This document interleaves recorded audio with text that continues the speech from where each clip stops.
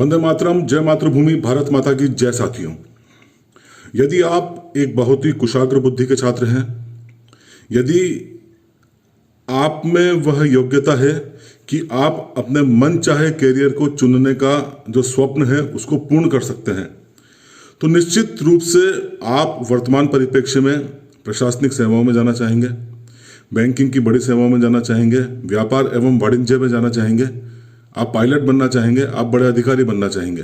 अर्थात आप अपने जीवन को एक सुनहरा रूप देना चाहेंगे ताकि आपका भविष्य उज्जवल हो सके।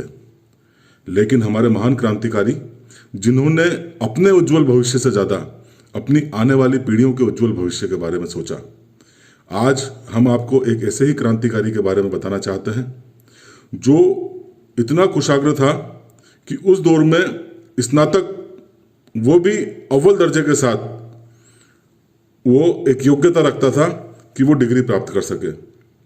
लेकिन उस क्रांतिकारी को ये लगने लगा, जो जो उसके मानसिकता, उसके विचारों में परिपक्वता आती गई कि यदि मैं पढ़ लिख कर इंजीनियर भी बन गया तो भारत में मैं सिर्फ अंग्रेजों का ही कार्य कर सकता हूं, अंग्रेजों की ही गुलामी कर सकता हूं। अतः उसने अपनी समुचित योग्यता को भारत माता की आज़ादी के लिए, भारत माता को गुलामी की बेड़ियों से मुक्त कराने के लिए लगाया। ऐसे ही हमारे महान क्रांतिकारी थे जिनका नाम था विष्णु गणेश पिंगले। विष्णु गणेश पिंगले, जिनका जन्म 2 जनवरी सन 1888 में महाराष्ट्र के पुणे जिले में हुआ। एक चित्पावन ब्राह्मण परिवार में इनका जन्म हुआ। बचपन से ही, जैसा मैंने आपको पहले कहा, बहुत ही कुशाग्र बुद्धि के व्यक्ति थे, छात्र थे। समर्थ विद्यालय, एक ऐसा विद्यालय जिसके बारे में मैं आपको बताना चाहता हूं। अमूमन उस दौर में कुछ विद्यालय ऐसे होते थे जिन पर अंग्रेजों का वर्चस्व होता था, तो वहां पर उसी प्रकार की शिक्षाएं दी जाती थी। लेकिन यह एक ऐसा विद्यालय था जहां पर देशभक्ति, क्रांतिकारी विचारधाराओं को प्रश्रय दिया जाता था। यही कारण था कि इस विद्यालय में पढ़कर ही बालक विष्णु गणेश पिंगले के हृदय में मातृभूमि के प्रति अपार स्नेह जागृत हुआ।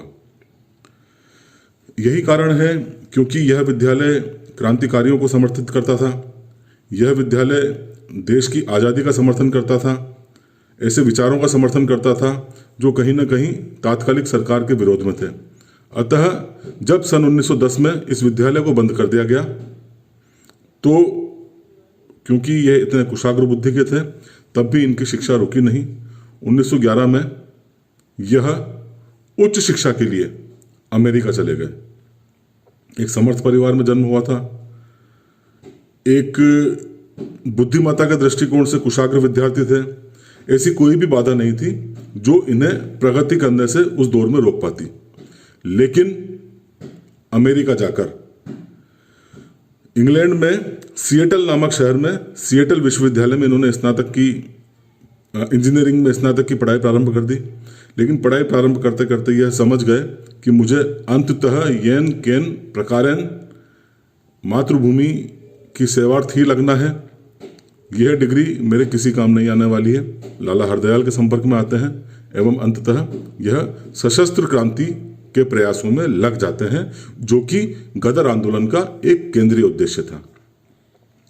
अब गदर पार्टी के ये कार्यकर्ता बन गए, तो गदर पार्टी का जो महत्वपूर्ण भूमिका थी वह विदेशों में जितने भी भारतीय हैं जो क्रांतिकारी विचारों से प्रेरित हैं, उन सभी को एकत्रित कर कर भारत की भूमि पर लाना, ताकि उन्हें एक व्यापक रूप में सशस्त्र संघर्ष के लिए तैयार किया जा सके एवं चुटकियों में अंग्रेजों से आजादी प्राप्त की जा सके। अतः इसी प्रयास के अंतर्गत ये विष्णु गणेश पिंगले भी कामागाटा मारू नामक जहाज से भारत आते हैं। भारत आने के बाद एक अलग अलग क्रांतिकारियों को ये जिम्मेदारियां दी जाती हैं कि अलग अलग सैनिक छावनियों में जाकर आपको ये जो विद्रोह है उसकी अग्नि को जागृत करना है। तो विष्णु गणेश पिंगले को मेरठ छावनी की भूमिका दी गई। देखिए, एक इत्तेफाक, 1857 में ये वही सैनिक छावनी थी जहां पर मंगल पांडे ने विद्रोह का प्रारंभ किया।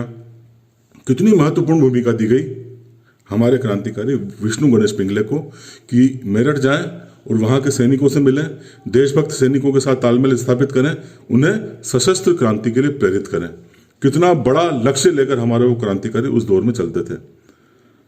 लेकिन इससे पूर्व जब ये भारत आए तो ये कलकत्ता गए, श्री चंद्र सान्याल, रासबिहारी बोस से इनकी मुलाकात हुई। उसके बाद ये पंजाब गए, तदुपरांत इन्हें मेरठ छावनी की भूमिका दी गई। मेरठ छावनी में एक व्यापक विद्रोह की तैयारियां प्रारंभ कर दी गई, लेकिन आस्तीन में छिपे एक सांप की वजह से, एक दगाबाज की वजह से, एक धोखेबाज की वजह से अंततः न केवल इन्होंने जो भी योजना बनाई वह योजना विफल हुई, बल्कि विष्णु गणेश पिंगले गिरफ्तार हुए एवं इन्हें अपने जान से हाथ धोना पड़ा। नादिर खान नाम का इनका ही एक साथी था। उसने विष्णु गणेश पिंगले को जालसाजी के तहत ये कहा कि बनारस में एक बंगाली क्रांतिकारी है, उनके पास कई बम हैं, हम उनसे बम प्राप्त कर सकते हैं। फलस्वरूप जो हम सशस्त्र क्रांति करने जा रहे हैं अंग्रेजों के विरुद्ध, एक व्यापक रूप में हम उसमें सफलता प्राप्त कर सकते हैं। विष्णु गणेश पिंगले उस गद्दार नादिर खान की बातों में आ गए। अंततः 10 बम विष्णु गणेश पिंगले, उस बनारसी बंगाली क्रांतिकारी जो भी कहा गया था, उससे वो लेते हैं। लेकिन नादिर खान ने मुखबिरी की एवं ब्रिटिश पुलिस को इस बात की जानकारी दे दी कि विष्णु गणेश पिंगले के पास 10 बम हैं। अंततः रंगे हाथों विष्णु गणेश पिंगले को गिरफ्तार कर लिया गया एवं गिरफ्तार कर इन पर मुकदमा चला एवं 16 नवंबर सन 1915 को लाहौर जेल में इन्हें फांसी दे दी गई।